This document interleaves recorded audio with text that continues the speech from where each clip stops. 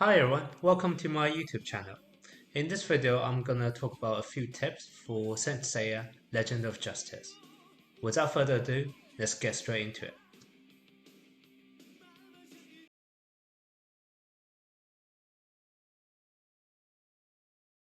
Okay, first tip, fairly straightforward one. Whenever you are entering boss battle, when you are able to put in more than 5 characters, what you want to do is you want to make sure you always get the best formation bonus. By this I mean you want to deploy 5 of the same knights so you can get a 25% increase in your attack bonus and in your HP bonus. Now, what you want to do is put off your highest damage ones in the starting lineup. So for me, that would be my Leo, my Sagittarius, etc. Those are all fire elements. So what I want to do is I want to put 5 fire elements in my first formation. Now, obviously, I don't have that many. So what you see here is I'm actually using some level 1 just as folder for me to get the formation bonus. They're in the front row, so what you'll see when I start the battle is that they will die off very quickly. However, I'm still able to retain my bonus for the remaining of the battle. So here you see I put them on front row, they die straight away. But that's actually good because now I'm bringing out my main force. And you can see here, even though I no longer have 5 fire elements, I still is able to sustain my formation bonus of that 25% boost. So now it's actually getting into the main part of the battle where I'm using all of my usual damage attacks, etc. However, the important thing to know here is that by using that initial lineup, I'm able to retain my 25% bonus throughout this entire battle, which is super important if you want to get a high score.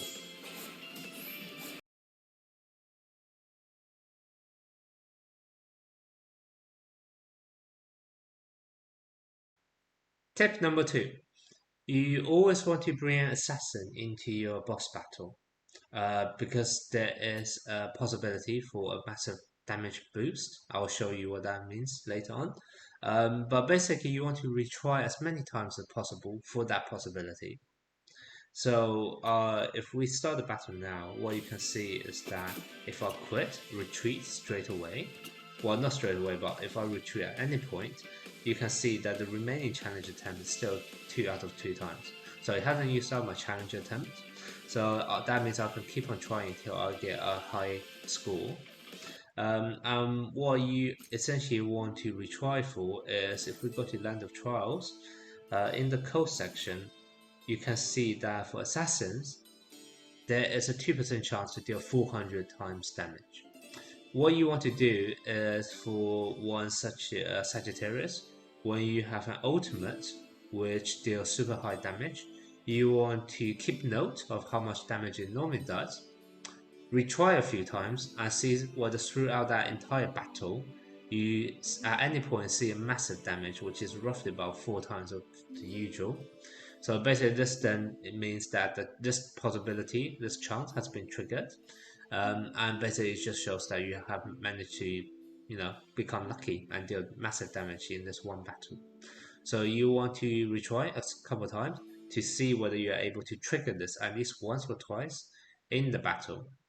Once you have done that, I normally recommend you to do this only for the first game, for the first battle of the day, because afterwards you can then sweep in order to retain that high amount of damage again in your subsequent battles. Now this works both for the world boss and also for guild bosses, so you can always try a few times every single day for the first battle, see whether you get lucky and trigger this possibility once or twice in the battle, and then sweep for the subsequent ones to retain that high damage output.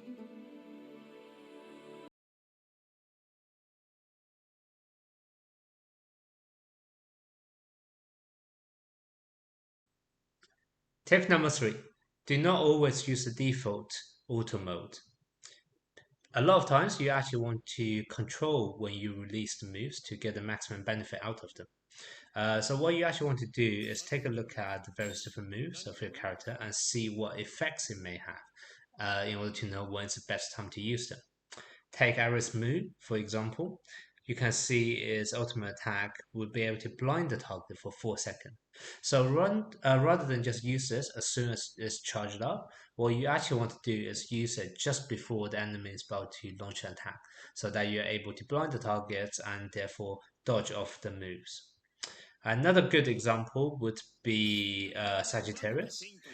This one has the ultimate where if it kills the target, it recharges a large amount of Cosmo immediately.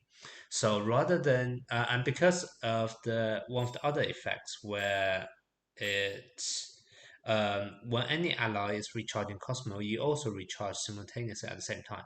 So what this means is it typically tends to be the first one that have an ultimate charged up. So depending on whether you are able to kill the enemy straight away, sometimes it's actually better to wait till the other characters also have their ultimate move charged up. Let others use their move first, such as Evil Sega.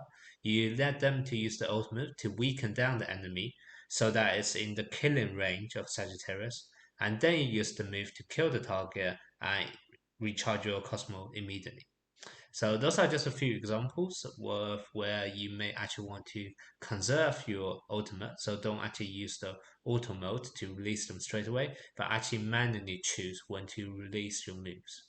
I will show you a clip where I'm fighting a boss battle to see how this works in action.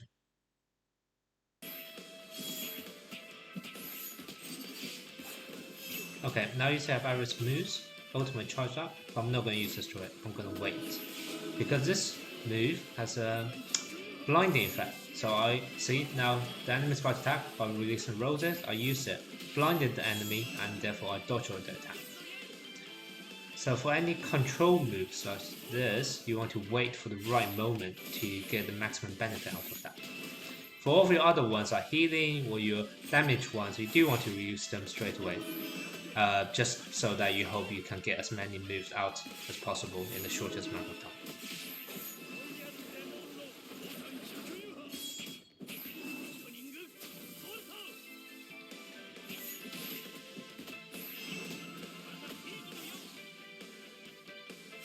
So once again, here I'm charged up, but I'm not going to use this straight away. I'm going to wait for the right moment.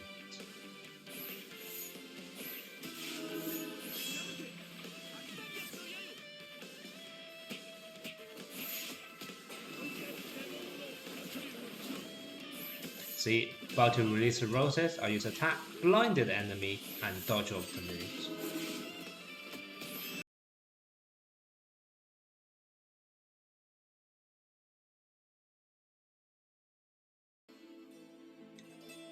Tip number 4.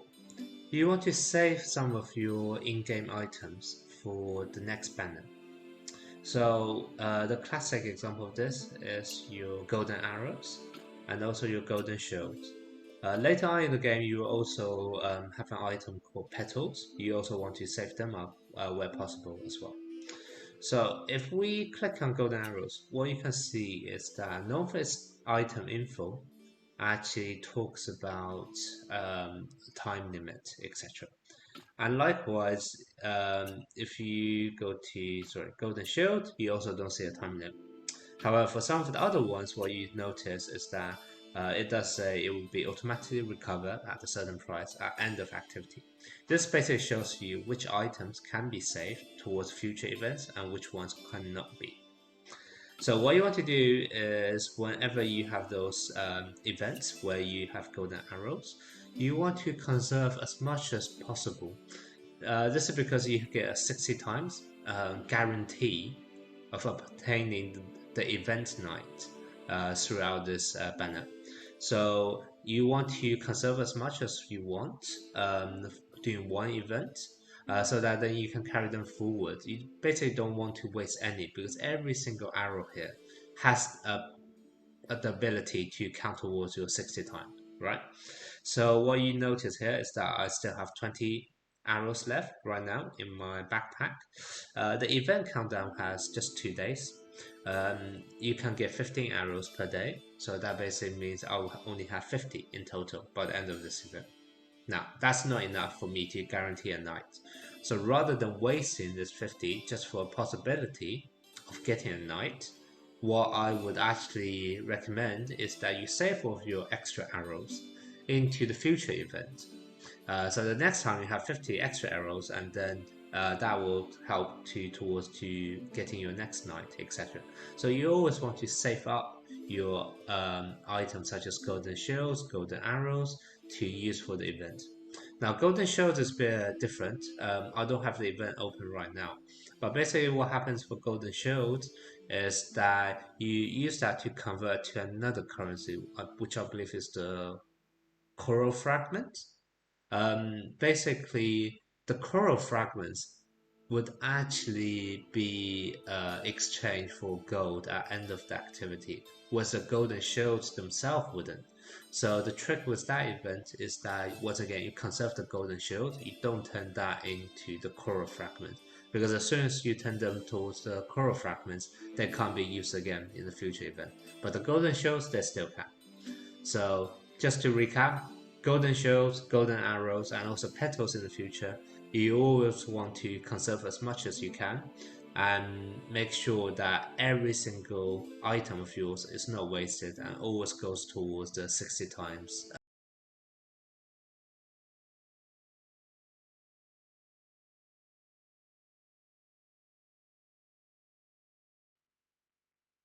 Tip number 5.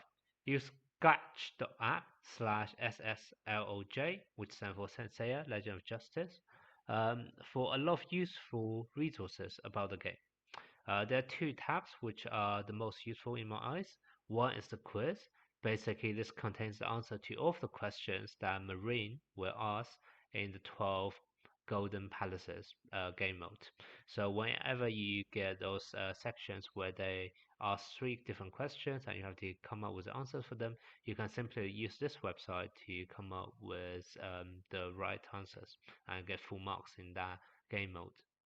The other really useful tab is the Saints section.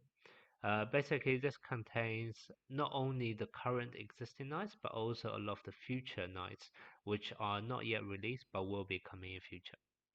For those of you who may not know, there's actually a Chinese version of this game, which is about 1 year ahead of the international release. Therefore, basically what this website does is it takes up a lot of info from that Chinese version to get ahead of the game so that we know what will be coming. Now, some of the information here is not actually completely populated. So for example, here, if we click on this knight, we find out the armor section and also the constellation section is actually missing. But don't worry about that. I will actually be going through every single character in the Chinese version here in my YouTube channel as well. So in those guides, I will be talking about all of their moves, all of their armors, constellation, my own review of how good that character is, as well as some of the formation it may be most suitable in. So definitely stay tuned for my future videos about all of those upcoming nights. Now that's it. That's my 5 tips for Senseiya Legend of Justice. If you like this kind of content, please do subscribe to my channel. I'll be releasing more English guides in the future. And if there's any topic that you want me to cover, please do let me know, and I'll try my best to get as much info to you guys as possible. Thank you, and see you around next time.